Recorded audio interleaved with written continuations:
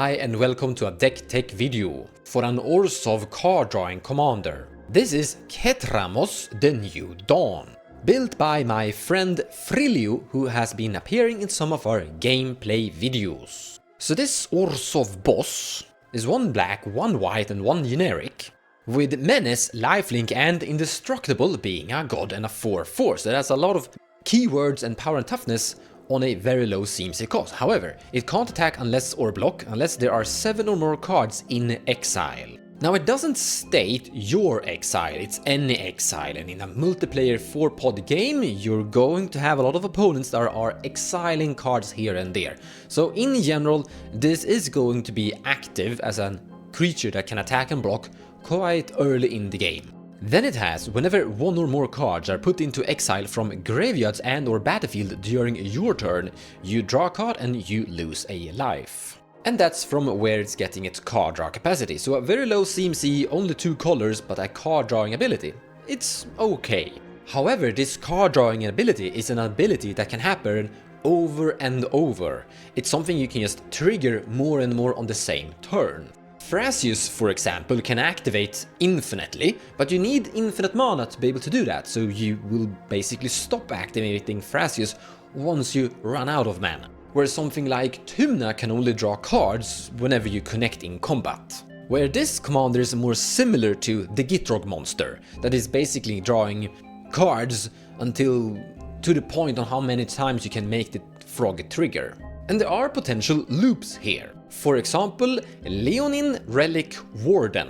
When this cat comes into play, you may exile target artifact or enchantment, and then when this cat leaves the battlefield in some form of way, that artifact or enchantment is returned. When this thing exiles something, it is going to trigger your commander to give you a card draw and a loss of life. If this cat is in your graveyard and you have an animate dead, Leonin Relic-Warder will exile the animate dead, which is going to trigger the animate dead's end part, where when the animate dead goes away, the creature will die, so the cat goes back to your graveyard, which means that the animate dead will come back, return the cat into play again, and here you basically have a loop.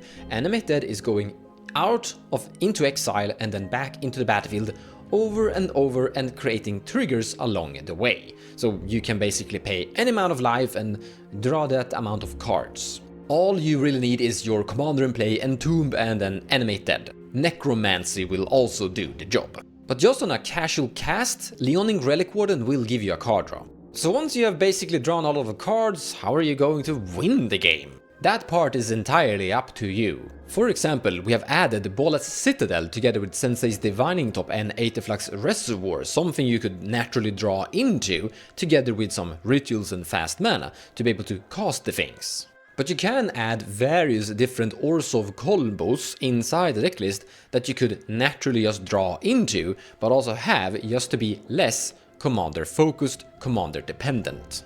Because what this commander is giving you is a very low CMC card draw ability from the command zone, and then you can have some loops in there for that, or just focus on making as many triggers as you can to draw into whatever other combo you have inside the build. For example, Agatha's Soul Cauldron. This is literally tap and draw a card, it's pretty good.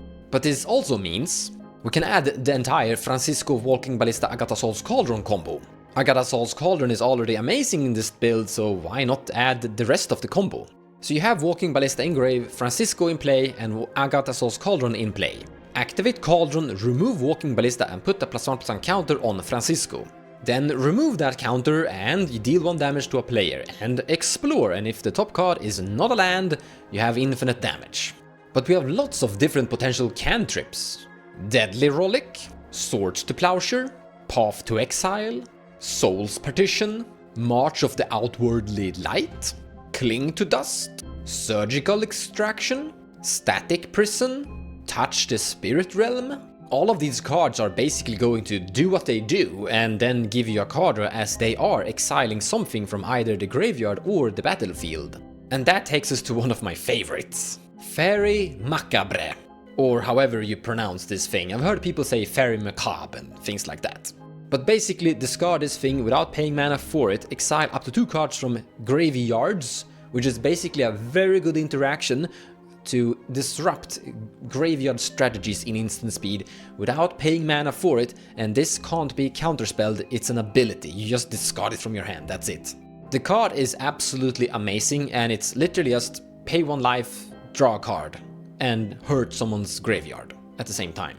So you can actually build this very stormy build, and by the way, when Wizards of the Coast have increased the ratio of various different spells that might be free to cast that are exiling things from your opponents, you can basically have something of a control deck that is removing and interacting with your opponents, paying life and drawing cards. So you could literally just almost, well, it's probably not gonna work in one burst, but it could look like a very potential storm build, where once the commander comes into play, you're just casting your entire library basically, by casting Deadly Relic, drawing into Fairy Macabre, discarding Fairy Macabre, casting a Sword to Plowshare, drawing into a Path of Exile, casting the Path of Exile, and you see the concept. And that is the huge potential of this commander's card drawing ability. And why it's similar to the Gitrog monster concept, kinda. And once again, Sheoldred the Apocalypse is gonna be an auto-include in this commander build. Because of this, there's a lot of potential upgrades here. If Wizards of the Coast are printing more free-to-cast spells that exile things from graveyard or battlefield, this commander will get better. If Wizards of the Coast are printing more orzhov combo potential, this commander will also be better, because once again this is just a card drawing commander and the combo could be inside the deck that you draw into. We even have lands that will exile cards from graves, such as like Bujukabog, that I don't think you should play because it comes into play tapped, but it will draw a card on the ETB if the commander is in play. A better land is Scavenging Grounds. It doesn't come into play tapped, it taps for colorless, you can activate it and exile all graveyards, including your own, but well, you're drawing a card on activation. As a finalized review, I actually think this commander is really good. 2 color identities only and in Orzhov is a problem, but the part where you're like activating a Relic of Prognetius variant and Agatha Soul's Cauldron variant or a Nihil Spellbomb variant, like there are so many different artifacts you can sit with and just draw cards with on each turn cycle, and the ability to exile creatures and gain card draw from that is quite interesting. It can easily be built into a form of control deck, as well as having a lot of combo potential speed. In any case, if you want to take a look card by card exactly how this deck have been put together, then link in the description below of this video to a Moxfield deck list. Thank you so much for watching, and I hope you enjoyed the video. And I will be back in the next one. Peace!